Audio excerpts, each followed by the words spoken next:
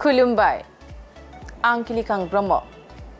बड'लेण्ड बुब्लिनि जानानै बयखौबो बरायना लाबाय दिनै 20 नभेम्बर 2024 नोंथांमोननो बड'लेण्ड बुब्लिया दिनैनि साना मानि थाखाय मिथिजायो एबा दिनैनि सानाव मा हाबाफारि फालिनाय जायो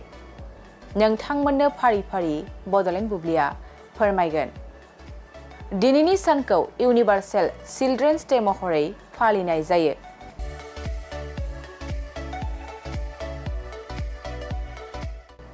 बोसोरफ्रोमबो 20 नभेम्बराव मुलुगनां गथ'सा सान फालिनाय जायो इउनिभार्सेल चिल्ड्रेन्स डेखौ गिबि खेब 1954 मायथाइयाव गायसनदोंमोन आरो बे साननि थांखिया गाहायै गेजेर हायुंआरि हेफाजाबखौ बांहोनाय मुलुगनाङै गथ'फोरनि गेजेराव सांग्रांथि लाबोनाय आरो गथ'फोरनि अनसायनायखौ साबसिन खालामनाय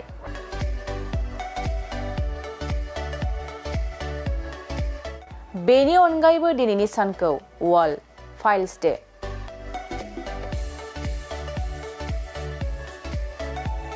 आफ्रिका इन्डास्ट्रियेलाइजेशन डे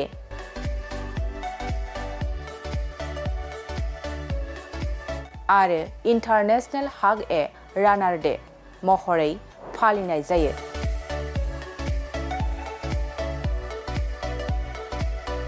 नोंथांमोननो बड'लेण्ड बुब्लिया दिनैनि सानाव मा हाबाफारिजों मिथिजायो आरो मा हाबाफारिखौ फालिनाय जायो फोरमायबाय गोजोन्थों